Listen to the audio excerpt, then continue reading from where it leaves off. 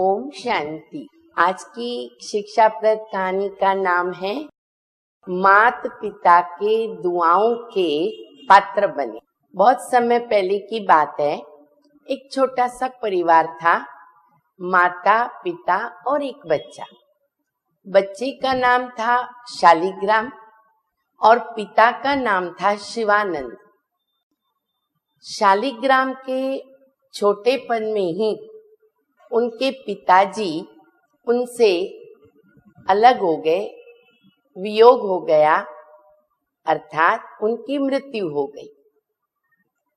उनकी जो माताजी थी, उन्हें बहुत अपने बच्चे में ये आश थी कि मेरा बच्चा अपने पिताजी के समान सज्जन पुरुष बने, क्योंकि शिवानंद बहुत स्वभाव के सरल थे, सज्जन पुरुष थे।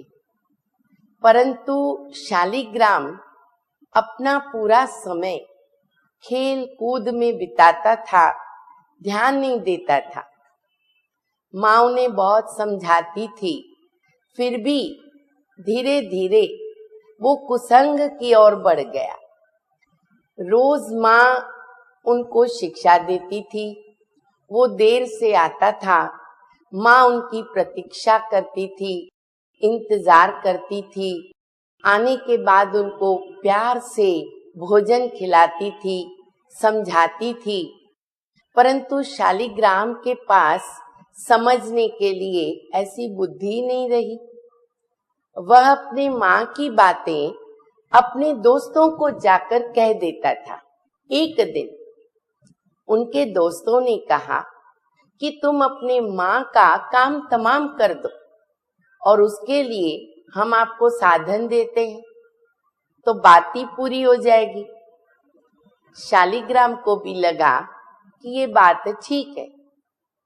वो उस दिन साधन लेकर रात को देरी से घर में पहुंचा। माँ तो प्रतिदिन की तरह इंतजार कर रही थी। बेटा घर में आया, माँ ने प्यार से भोजन दिया और मीठी मीठी शिक्षाएं दी कि बेटा इस प्रकार देर से आना ठीक नहीं है। परंतु शालिग्राम के बुद्धि में तो कुछ और ही चल रहा था। भोजन करने के बाद वह सोचता रहा, कैसे करूं, क्या करूं, और ऐसा सोचते सोचते उसको नींद आ गई। नींद में उसने स्वप्न देखा। स्वप्न में देखा ठंडी ठंडी पड़ रही है, बारिश पड़ रही है, मौसम सर्दी का चल रहा है और वो अपनी माँ का जो लक्ष्य रखा काम तमाम कर दूंगा, वो कर दिया स्वप्न में। और माँ का शीर्ष हाथ में लेकर दोस्तों के पास अपनी वफादारी का प्रमाण देने के लिए जा रहा था। बारिश होने के कारण रास्ते कीचड़ वाले थे, फिसलने वाले थे और अचानक शालिग्राम फिसल गया और गिर गया। जैसे ही वो गिरा तो उनके मुख से अचानक निकला हाय। उसके साथ शीर्ष से भी आवाज आई, बेटा संभल के चलो, ज्यादा चोट तो नहीं आई है। स्वप्न में शालिग्राम देखता है कि ये तो माँ की आवाज है। इधर उधर देख रहा था और माँ माँ कह करके जोर से चिल्लाने लगा। जैसे ही उसने चिल्लाया, उसका आवाज बाहर सुनाई दिया। उसकी माँ ने तुरंत वो आवाज सुनकर उठ करके बेटे के पास आई। बोला, बेटा मैं तुम्हारे सामने हूँ, क्या हुआ? तब शालिग्राम की आंख खुली और माँ को सामने देखकर आश्चर्य भी खाया और जोर जोर से सिसक सिसक कर रोने लगा और माँ के गले में चिपक गया।